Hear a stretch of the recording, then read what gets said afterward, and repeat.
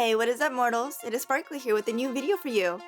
Welcome to Season 3, Part 1 of What If Izuku was Majin? I just wanted to greet you guys by saying, sit back and relax, you're in for a treat. So, we begin. Hours before the city was attacked, Izuku, Mina, and Gran Torino made their way to the train station. On the way, Gran Torino commented on how the city they were going to was infested with villains, and how it would be good practice for the two. Mina happily shouted and pumped herself up to get out there and stop some villains. Izuku chuckled as Gran Torino sighed and smiled as the three of them made it on a train. As the three waited on a train, Izuku looked out of the window to see if anything was happening. Mina looked at her phone, and Gran Torino napped. Everything seemed to be quiet until an explosion occurred in a distant city. The people on the train heard the explosion go off and looked out of the windows to see what was happening and were shocked to see. It showed them that several explosions went off, causing multiple parts of the city to be covered in flames.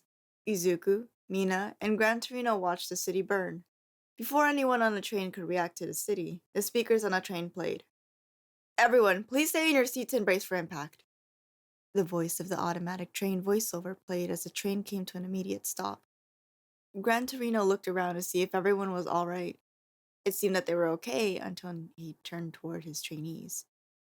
Mina seemed alright, but Izuku perked his head in shock, felt something intense and swift charging at them. Gran Torino asked Izuku what appeared to be troubling him. "Everyone, get away from the windows!"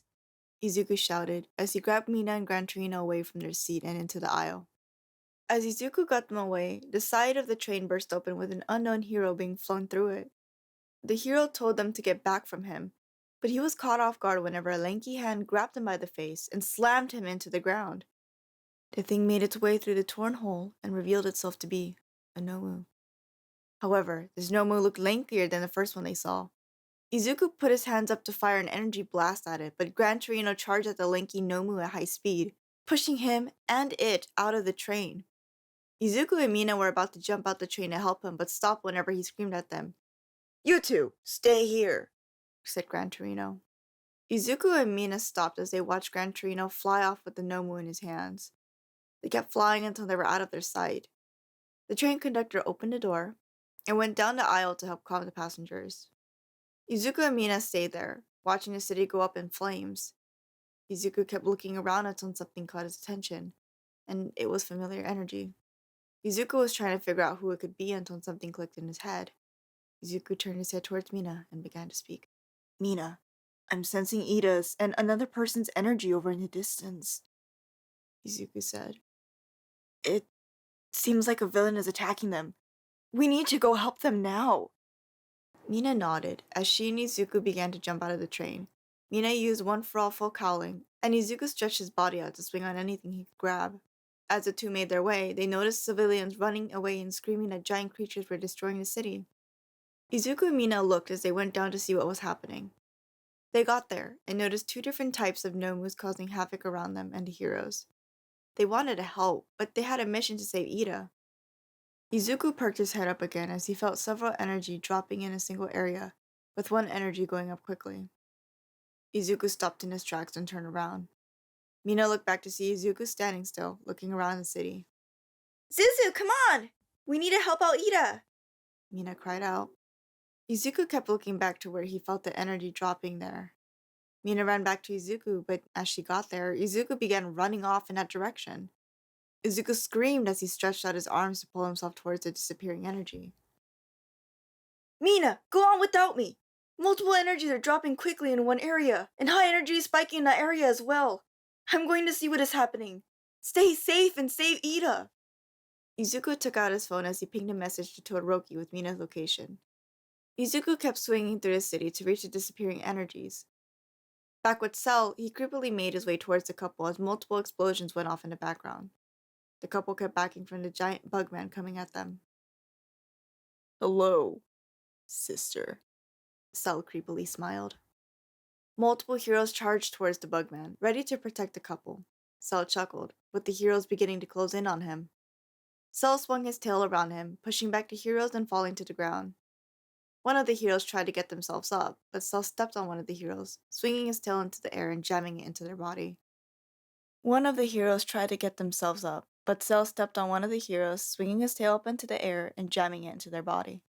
The screams of the hero filled the city, and the couple watched in horror as the hero's body slowly became bonier and drier until there was nothing left but their clothes. The other heroes tried to get up and stop the Bugman, but Cell ensured they wouldn't escape or still be alive. Cell went from hero to hero, draining all of them of their energy and life. Before the last hero was drained, they told the couple to run now and try to get up. The couple started to run away from the Bugman as Cell finished draining him of his life, leaving only his clothes. The heroes that were once protecting the couple are now just clothes on the ground.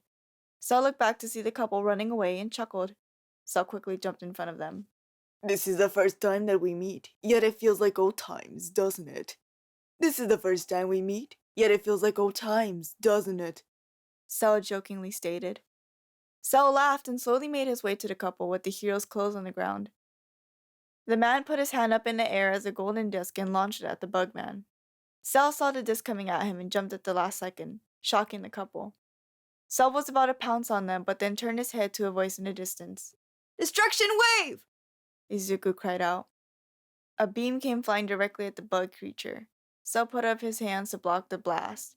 The blast came into contact with him, sending him flying back into a building, creating a large hole. Izuku dropped in front of the couple as they held each other tightly. Izuku looked back and told the couple to run away while he fought against his creature. The couple hesitated for a second before complying with the boy's request. As they were running away, Cell pushed himself out of the rubble and made his way toward Izuku. The fabled bubblegum boy has made his entrance. Cell chuckled. Izuku kept a straight face as he stared down at the Bugman. Cell looked over Izuku's shoulder to see the couple getting away from him. Cell began to get annoyed with everyone either trying to run away from him or fight him. Cell began to speak up in an annoyed tone. I get that you're supposed to be a hero and all, but you interrupted my reunion and dinner. Cell launched towards Izuku at full speed, with Izuku following suit. Their arms clashed together, creating a little shockwave. Cell threw his tail at Izuku's neck. It contacted with Izuku's neck as it began to drain Izuku's energy. Izuku charged an energy blast in his hand and launched it at the Bugman's tail. It cut through Cell's tail, causing pain for him. Cell thought that absorbing all those people would give him a boost to combat him, but it seemed like it didn't do him much. Cell jumped back from Izuku as he began to fire consecutive energy blasts at Izuku. Izuku weaves and dodges the blast and throws a punch directly at Cell's face, sending him flying far. But Izuku wasn't going to let him escape for killing innocents. Izuku stretched out his arms to grab Cell by the legs and slammed him down onto the ground. The couple looked back to see Izuku winning against the Bugman, knowing they could make it out alive. However, they shouldn't get their hopes up too much. They turned their head back around and stopped in their tracks as 16 towered over them. Sorry, but you're not going anywhere. Sorry, but you're not going anywhere, Tomura said. The man turned around to see who said that, only to be blasted in the face, falling to the ground, dead.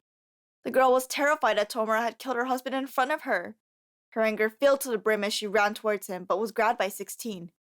She struggled to escape his grasp, but he was too much for the girl. 16 looked over to see Izuku standing over a tired Cell.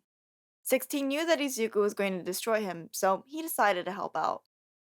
Izuku was about to fire another destruction wave at Cell to finish him off, but something hit him in the back of the head. A rocket fist came hitting Izuku and sent him flying into a building. Cell saw 16 throwing the woman on the ground next to him while he and Tomura made their way towards Izuku. Cell hovered his tail over the woman as she waited for him to stick it in her. But instead of sticking it inside her, his tail opened up, swallowing the girl whole. Cell's body began to change as he grew several feet and was buffer than he was before. Izuku pushed himself back up and was shocked to see Tomura, 16, and a newly transformed Cell surrounding him. Izuku was confused about why Cell looked different until he looked over to see the man's body in a blood puddle, and the woman was gone. Izuku failed to protect the couple as a pink aura surrounded him. Izuku charged at them to pay for killing them, but the trio aimed their energy blasts at the ground, creating a smoke cloud to blind him. But it didn't do much. Izuku grabbed Tomura by the arms and was ready to throw a punch, but forgot about the others. Cell came from behind and jammed his tail into Izuku's neck, draining and injecting him with something to make him sleepy. Izuku got onto his knees as the last thing he saw was the villain trio and the laughter of Buu. Izuku was lying on the ground, motionless from Cell draining energy from him. Izuku was lying on the ground, motionless from Cell draining energy from him, although it wouldn't be much since he could recharge his energy. Cell stood over Izuku, and he began to open up his tail to absorb him, but he was stopped by 16 placing his hand over him. Cell looked over to 16 in confusion and annoyance. Come on, 16. Why can't I absorb the boy now? He just lay on the ground looking all tasty. Cell tried to use his tail to eat the boy, but 16 stepped on it, causing Cell to pull back and look at his robotic brother in anger. 16, with a straight face, looked at him and stated, Because Dr. Jiro has plans for him. Especially him. 16 said as laughter begins to surround them. Cell, 16, and Tomura turned their heads to Izuku, laughing as his worried face began to turn into a devilish grin. Cell, Tomura, our mission is complete. We may take our leave now, Cell stated as he began to walk down the alleyway. Cell and Tomura looked back at the boy before walking down the alley with 16. Kurogiri saw them walking over and opened his portal for them to leave before Izuku got up. Once everyone made it into the portal, Izuku jumped into the air and landed back on the ground with that devilish grin.